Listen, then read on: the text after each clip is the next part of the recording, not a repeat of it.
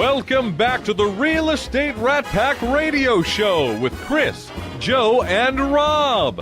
The crew is taking your calls, so dial in at 1-800-808-5548. And we are back. That was a fast segment.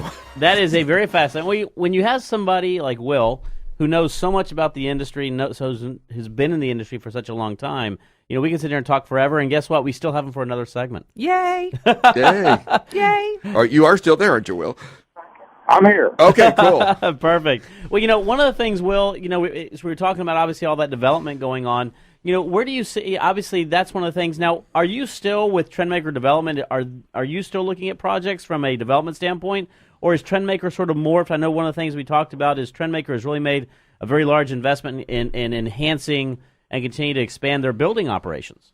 Well, Chris, Trendmaker is primarily a home builder, but we've always developed, select projects around the city, and we're doing the same right now. We have, internally, we're developing lots in 3 different locations. One is an amazing opportunity that we're going to build 700 home sites. We're developing right now in Clear Lake City proper, which is it's an intersection that people will know, and it's El Dorado and Clear Lake City Boulevard. Oh, yeah. So El Dorado comes north and keys into Clear Lake City Boulevard, and north of that, we're going to extend El Dorado north to 370 plus or minus acres, 700 lots, Clear Lake City proper.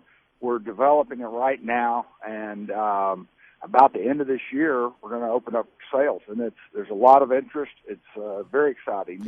We're going to, it's the northernmost area of Clear Lake City. You can't be closer to the downtown business district, and it's the first exit south of Beltway 8, so, access over to the medical center, all that's going to be great. So Will, let me ask you. Let me ask you, what type of amenities will be there for families in these communities? When you hear of Clear Lake, you think water and sun, and what type of neighborhood and community amenities will there be? Well, it will be. It's going to have traditional master plan community amenities. You have to today to be competitive. It's the location and so forth is going to be completely special. It'll have one central. It's 700 lots, so it's 700 home sites. It's going to have a central amenity, swimming pool, community center, swimming pool, community green center, spaces. And that will be basically crisscrossed by some detention ponds that'll have walking paths, lots of walking paths. Yeah. You bet. We don't call those retention ponds. We call those water features. They're water features. Actually, this is going to be a dry detention system, and so it's going to be a little different, but it'll be wet, of course, when it rains. Yeah. We talk about a lot about lifestyles, and I tell people that we're not really buying homes nowadays. We're buying lifestyle. It might be for security, it might be for prestige, or it might be how you live and entertain.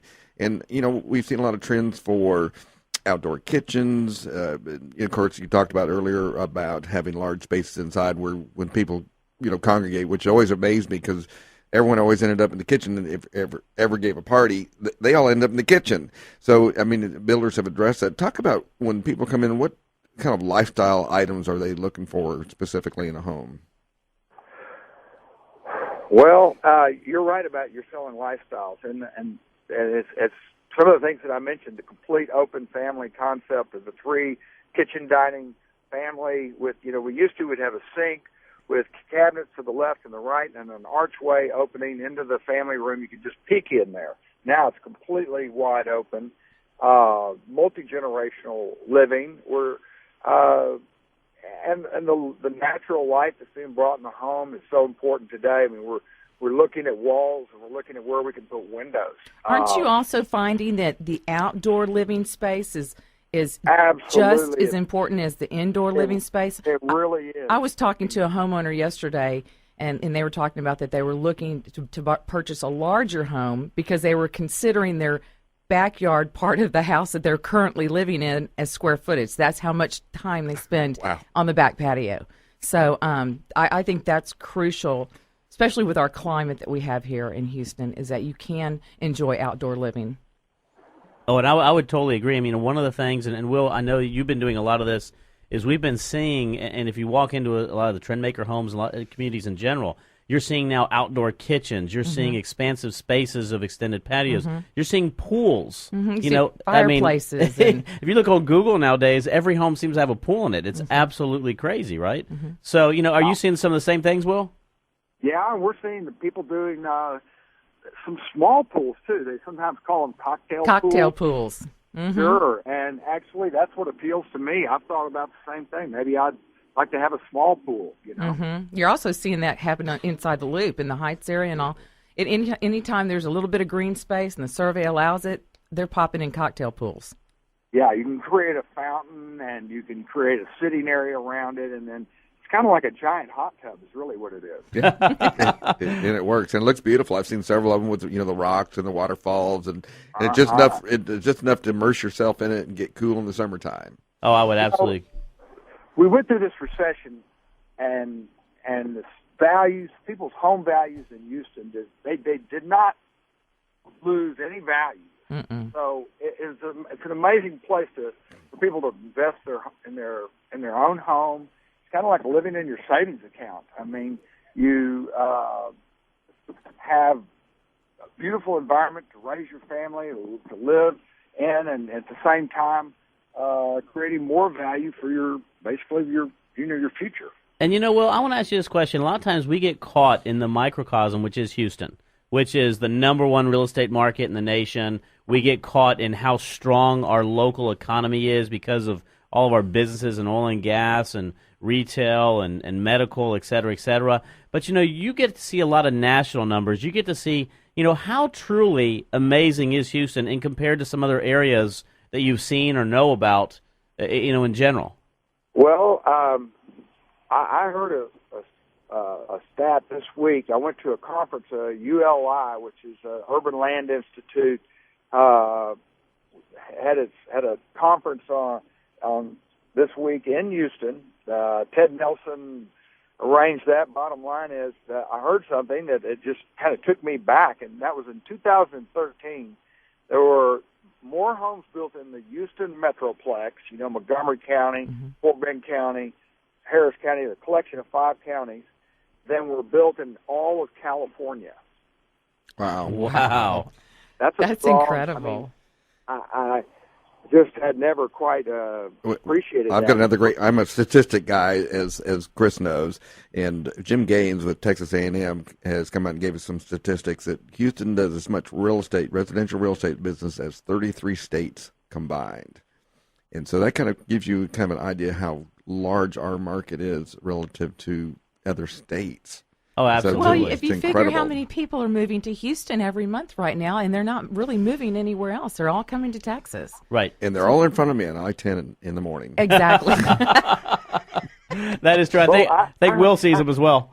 I heard that something about this little brief story about Exxon right now. I've heard that they have moved some 20-odd people to the campus that are actually operating at a desk on the campus, so it's now sort of officially the new Exxon campus has employees working there, and that there's going to be, and this is, what you read in the paper also, but I've heard it other ways, that about 2,000 people out of Virginia will move here between starting this summer and over the next 12 months after that. So summer to summer, about 2,000 people plus another 500 from other locations, and when that's a strong influx. I mean, 2,500 families move here.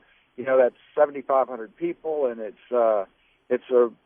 just part of the whole equation of what's driving Houston. But that is a great event that'll happen when that campus opens. And I bet you Robert Rapson up there is just chomping at the bit to sell all those Trendmaker properties up there.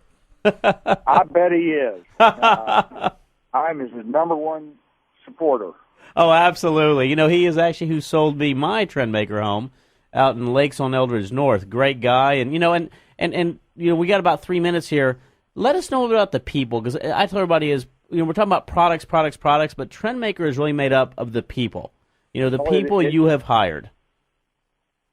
I'll tell you, it's such a pleasure to work for Trendmaker that we have so many coworkers that have been there 5, 10, 15 and 20 years. People selling homes and building homes, and it's a family over there. We love doing what we do, and it's an exciting business and exciting times, and we're in a great city. And Renee, I'm sure you feel it on your side. Absolutely. Just the energy in this city. But Trendmaker employees love working here, and I just am so pleased to be with the company. And then lastly, you've got your J.D. Power rankings that you come out with all the time, and all the great things you do from your third-party surveys. You always seem to be number one in everything, and I can tell you it's not just because I feel so. It's because a lot of other people, a person who buys a Trendmaker, it's amazing. They'll go back and buy over and over and over again, and that's because of the quality of not only the product but the people and how good you are. And it shows not only in your sales, but it also shows a lot in the services and in the rankings that come out there every year, Trendmaker year over year. I think Houston buyers are super fortunate to have such a huge group of great builders. I heard a story about in my classroom at University of Houston about Tilson Homes.